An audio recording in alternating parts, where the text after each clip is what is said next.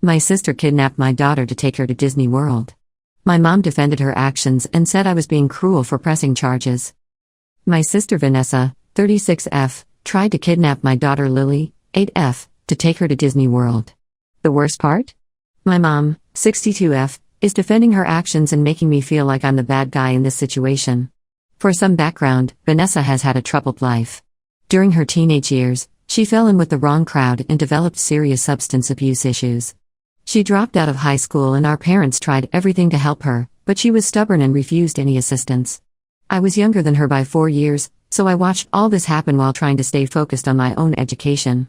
When Vanessa was 22, she got a job as a bartender at a local pub where she met her ex-husband, Ryan. He saw something in her that the rest of us couldn't see at that point: potential.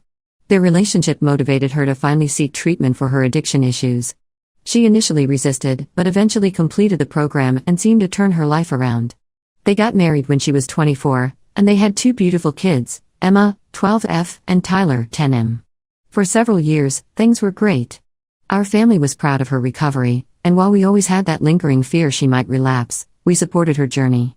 I, 34F, got married to James around the same time, and we had our daughter Lily a couple years later. Everything changed 3 years ago when our dad died suddenly from a massive heart attack.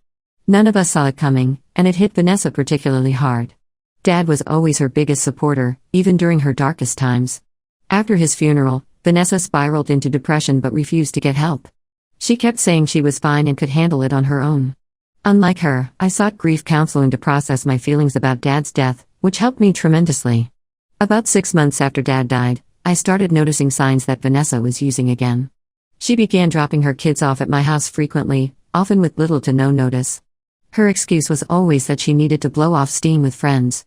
Since I work from home as a freelance graphic designer and Lily enjoyed playing with her cousins, I initially didn't mind helping out.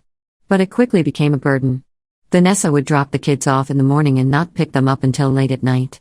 She never considered that I had deadlines to meet or that her last-minute requests disrupted my work schedule.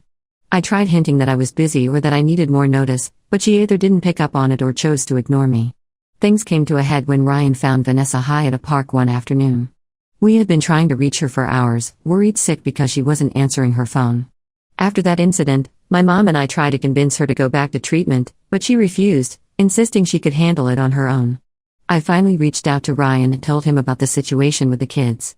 I felt guilty about it, but I couldn't continue being Vanessa's unpaid babysitter while she disappeared for hours.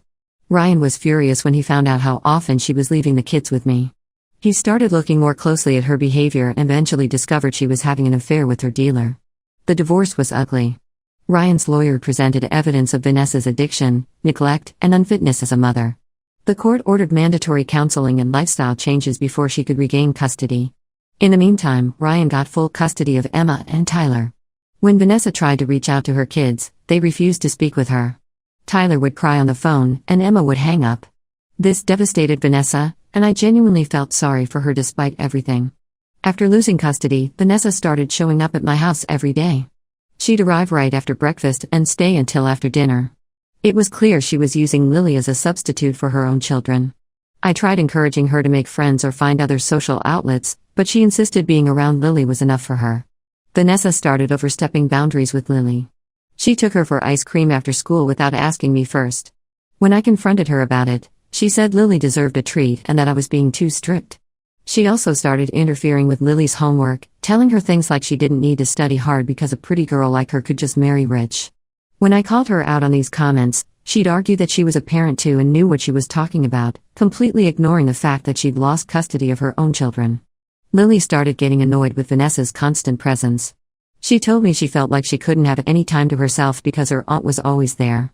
One evening, my husband jokingly said, "Why doesn't Vanessa just move in and be our nanny?" To our shock, Vanessa took the suggestion seriously and proposed the idea on the spot. When I firmly declined, she accused me of being selfish and suggested I was an inadequate parent. I asked her to leave, and after realizing she'd gone too far, she apologized. A few months passed, and things seemed to calm down. Lily's 8th birthday was approaching, and she had been begging us to go to Disney World. James and I planned a family trip as her birthday present. When Vanessa heard about our plans, she insisted on handling all the arrangements. She said James would only need to pay, and she would take care of everything else. We agreed, thinking it would be a nice way for her to contribute and feel included. The day before we were supposed to leave, Vanessa picked Lily up from school, which was pre-arranged. Hours passed, and they didn't come home. My calls to Vanessa went straight to voicemail. I tried calling my mom too, but she didn't answer either. I contacted the school and confirmed that Vanessa had picked up Lily, which at least gave me some relief that they were together. As the evening wore on, I became increasingly panicked. James came home from work, and we were both frantic with worry. I finally got through to my mom around 8 p.m., and she initially claimed not to know anything. But when I mentioned calling the police, her tone changed. She admitted that Vanessa and Lily were on their way to Disney World. According to my mom, Vanessa had been planning this for weeks. She felt she was being deprived of experiences with her own children and wanted to create special memories with Lily. My mom said she had tried to talk Vanessa out of it initially but eventually gave in, believing that it wasn't a big deal and that Vanessa needed this to help with her depression. I was furious that my mom had hidden this from me and was now defending Vanessa's actions. She kept telling me to stop worrying and just let them have their trip. I immediately called 911 and reported the kidnapping, giving them Vanessa's license plate number and explaining my concerns about her history with substance abuse. James was equally outraged when I told him what had happened. A few hours later, the police called to inform us that they had intercepted Vanessa's car. She had resisted arrest and was tased before being taken into custody. Lily was safe and being brought back to us. When Lily returned home, she told us that Vanessa had lied to her, saying that James and I couldn't take her to Disney World because we were too busy with work. Vanessa told Lily she was saving her birthday by taking her there herself. Lily had no idea she was essentially being kidnapped. Since then, my mom has been calling nonstop, blaming me for what happened. She keeps saying I'm tearing the family apart and asking how I could do this to my own sister. She insists Vanessa's actions were harmless and that I'm being cruel by pressing charges. I've stopped answering her calls because I can't deal with her guilt trips right now. So, am I overreacting to this situation? Should I drop the charges against my sister for the sake of family peace? I feel like I'm going crazy with my mom constantly telling me I'm in the wrong, but I can't imagine letting this go without consequences. Update 1 First, I want to thank everyone for their supportive comments on my original post. It's been a week since the incident, and I wanted to provide an update on the situation. The past few days have been incredibly difficult for our family. I keep replaying the hours when Lily was missing, that unique terror that only a parent can understand. The not knowing, the horrible scenarios that run through your mind, the feeling that your heart has been ripped from your chest, it's a nightmare I wouldn't wish on anyone. Several people asked if I would have given Vanessa permission to take Lily to Disney World if she had asked properly. The answer is absolutely not. Given her history with addiction and her recent behavior, I don't trust her to be responsible for my child for multiple days, hundreds of miles away from home. Even if she apologized sincerely, which she hasn't, my answer would remain the same. James has been struggling too. He couldn't return to work for 3 days after the incident. For the first few nights, he slept on the floor next to Lily's bed because he was so afraid something would happen to her again. Lily seems to be doing okay on the surface, but she's been having nightmares, and doesn't want to go to school because she's afraid Vanessa will show up again.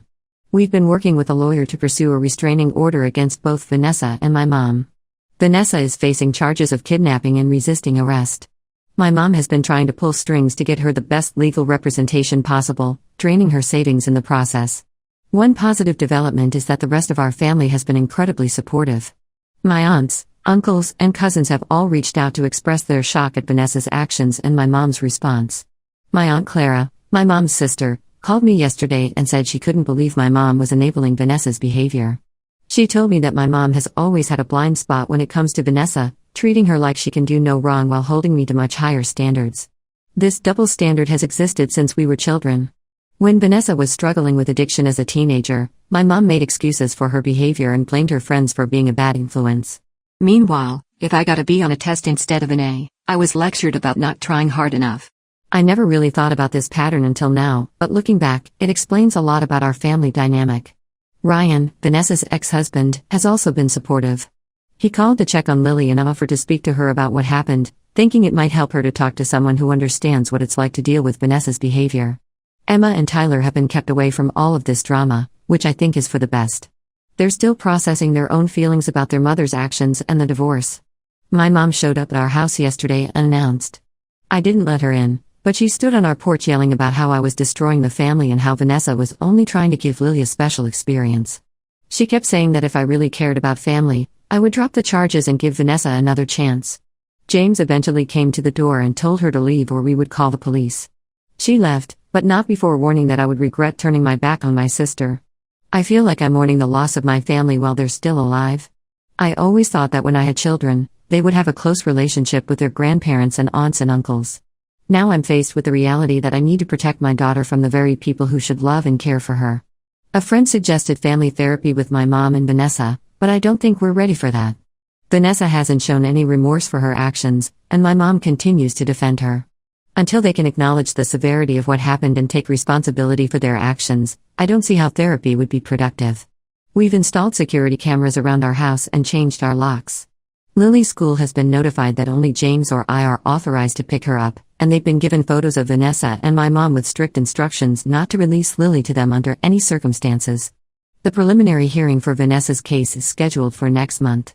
My lawyer advised me that my mom might try to use her influence to pressure me into dropping the charges, especially as the court date approaches. He suggested documenting any attempts at contact or harassment from either of them to strengthen our case for the restraining order. I never imagined I would be cutting ties with my family, especially so soon after losing my dad. There are moments when I feel overwhelmed with grief for what could have been, but then I remind myself that my priority is protecting Lily. No family relationship is worth putting my child at risk. Update 2: It's been a month since my last update, and a lot has happened. The preliminary hearing for Vanessa's case took place last week, and it was even more dramatic than I expected. My mom hired an expensive attorney for Vanessa, depleting what was left of her retirement savings. The lawyer tried to argue that Vanessa hadn't actually kidnapped Lily because she had permission to pick her up from school, and that this was just a misunderstanding between family members. Fortunately, the judge didn't buy it, especially after hearing testimony from the arresting officers about Vanessa's resistance, and the fact that she had crossed state lines without parental permission. What shocked me the most during the hearing was seeing my mom on the witness stand. She testified that I had always been jealous of Vanessa and that I was using this situation to get revenge for perceived slights throughout our childhood. She claimed that I had known about the Disney trip all along and had changed my mind at the last minute, then called the police out of spite. It was surreal listening to her rewrite history to protect Vanessa. The judge saw through her lies, especially when our family texts were presented as evidence, clearly showing my panic when Lily didn't come home and my mom's initial denial about knowing where they were. The case is moving forward, and Vanessa has been denied bail due to being considered a flight risk, given that she was already crossing state lines when apprehended. After the hearing, my mom confronted me in the courthouse parking lot. She was livid, blaming me for ruining both her and Vanessa's lives. She told me that she had changed her will to remove me as a beneficiary and was leaving everything to Vanessa to help her recover from this ordeal. I told her that I didn't care about her money, all I wanted was for my daughter to be safe. What truly blindsided me was what happened next. My mom revealed that she had known about Vanessa's relapse long before any of us suspected it. Apparently, she had caught Vanessa using in her bathroom during a family dinner 6 months after Dad died, but instead of confronting her or telling anyone, she gave her money to help her get back on her feet. In reality, she was funding Vanessa's addiction while simultaneously enabling her to maintain the facade of recovery. I was speechless. All those times I had struggled to juggle work while watching Vanessa's kids, all the worry and stress about her disappearances, my mom had known what was happening and said nothing. She could have intervened before things got so bad that Vanessa lost custody of her children, but she chose to protect Vanessa's secret instead. When I asked her why, she said something that will haunt me forever. She said Vanessa had always been the fragile one who needed more protection and support, while I was the strong one who could take care of myself. This explained so much about our family dynamic. I wasn't valued for my stability and responsibility. I was just expected to shoulder burdens without complaint while Vanessa was coddled despite her destructive choices. After this revelation, I decided to reach out to Ryan to tell him what my mom had admitted. He wasn't surprised. He told me that he had suspected my mom was giving Vanessa money during their marriage but could never prove it. This new information has made him consider limiting my mom's access to Emma and Tyler as well, which makes me sad for the kids but is probably for the best. On a more positive note, Lily has been doing better. She's back in school full-time and her nightmares have become less frequent. We've been focusing on creating positive family experiences to help her feel secure again. Last weekend, we went camping with some close friends who have children Lily's age, and it was wonderful to see her laughing and playing without looking over her shoulder. James and I have been to see a counselor together to work through our feelings about the situation. The counselor helped us realize that we were both carrying a lot of guilt, me for not recognizing the patterns in my family sooner, and James for not being more assertive about his discomfort with Vanessa's constant presence in our home. We're learning to forgive ourselves and focus on moving forward as a united front. The restraining order against Vanessa and my mom was granted last week. It's a strange feeling knowing that legally, my mother and sister cannot come near me, my husband, or my daughter. Part of me is relieved, but another part mourns the family I thought I had. I've started reconnecting with friends I had somewhat neglected while dealing with Vanessa's drama over the years. It's been eye-opening to realize how much of my life was consumed by my sister's problems and how many of my own needs I set aside to help her. I'm working on establishing healthier boundaries in all my relationships now. Next week is a formal arraignment where Vanessa will enter her plea. My lawyer expects her to plead not guilty despite the overwhelming evidence against her. I'm dreading having to testify if this goes to trial, but I'm prepared to do whatever it takes to ensure there are consequences for what she did. Some family secrets should never be kept. Update 3: It's been 6 months since this nightmare began, and today I'm finally ready to share what I hope will be my final update on this situation. The legal proceedings are over, and we're all trying to move forward with our lives. Vanessa eventually pleaded guilty to reduced charges of custodial interference and child endangerment. The prosecutor agreed to the plea deal after considering that it was her first criminal offense, despite her history of addiction, and that Lily wasn't physically harmed during the incident. She was sentenced to 18 months in prison with the possibility of parole after 12 months, plus mandatory substance abuse treatment and psychological evaluation. My mom attended every court hearing, sitting behind Vanessa with a stony expression. She never once looked in my direction or acknowledged my presence. After the sentencing, I overheard her telling Vanessa's lawyer that she would keep money in Vanessa's commissary account and make sure she had the best legal representation for any future appeals. It seems she's fully committed to supporting Vanessa regardless of her actions. The restraining orders against both of them remain in effect. The judge actually extended the original timeframe after reviewing evidence of my mom's attempts to contact Lily through her school friends' parents. She had been approaching parents at school pickup, introducing herself as Lily's grandmother, and asking them to pass gifts and messages to Lily. Thankfully, one parent recognized her from the photo I had shared with the school administration and alerted me immediately. Ryan has kept his word about limiting my mom's access to Emma and Tyler. He told me that my mom showed up at their house one weekend when the kids were with him, demanding to see her grandchildren. When he refused, she threatened to take him to court for grandparents' rights. Ryan's lawyer assured him that given the circumstances and the existing restraining order our family has against her, her case would be extremely weak. Emma, who is now 13, has started asking questions about what happened with her mom. Ryan has been honest with her in an age-appropriate way, explaining that Vanessa made some poor choices that led to serious consequences. Emma asked if she could write a letter to Lily, which I thought was incredibly mature of her. The letter was sweet and simple, just telling Lily that what happened wasn't her fault and that she was still her cousin no matter what. Lily has been doing remarkably well. We decided to finally take that Disney World trip over spring break, creating new, positive memories to replace the association with Vanessa's kidnapping attempt. Lily was hesitant at first, but once we got there, she had an amazing time. She's been seeing a child psychologist who specializes in trauma, which has helped her process her feelings about what happened. James and I have grown stronger through this ordeal. We've become much more intentional about our communication and making decisions together as a team.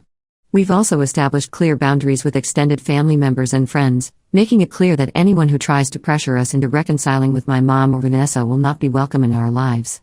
My Aunt Clara has become a surrogate mother figure to me in many ways. She calls regularly to check on us, and has been a consistent source of support throughout this whole process. She told me recently that she had always seen the favoritism my mom showed toward Vanessa but didn't speak up because she didn't want to cause family discord. She regrets that now and has apologized for not being more supportive when I was younger. As for my relationship with my mom and Vanessa, I've come to accept that it's permanently damaged. I no longer hope for reconciliation or dream of a happy family reunion. Some betrayals are too profound to overcome, and trying to force forgiveness would only lead to more pain and potentially put Lily at risk again. I've learned a lot about family dynamics, addiction, and enabling behavior through this experience. I've realized that sometimes the healthiest thing you can do is step away from toxic relationships, even when those relationships are with people who are supposed to love and protect you. Blood doesn't automatically entitle someone to a place in your life, especially if they've proven themselves untrustworthy. Last week, I received a letter from Vanessa through her lawyer. I debated whether to read it at all but decided I needed closure. The letter was full of justifications and half apologies. She was sorry I was hurt, but she still believed she was doing what was best for Lily. There was no real accountability or understanding of the gravity of her actions. I didn't respond and don't plan to. Moving forward, we're focusing on building our lives around people who truly care about our well-being. We've created a chosen family of close friends who have supported us throughout this ordeal. Lily is thriving in this environment of stability and unconditional love. Sometimes I think about my dad and wonder what he would make of all this. I like to believe he would be proud of me for protecting my daughter, even at the cost of my relationship with my mom and sister. In the end, that's what matters most, breaking the cycle of dysfunction and creating a safer, healthier family for the next generation. While this chapter of our lives has been painful, it's also been clarifying. I know who I am, what I value, and who I can trust. There's a certain peace in that knowledge, even amidst the loss. Some family ties may be broken beyond repair, but the ones that remain have become stronger than ever.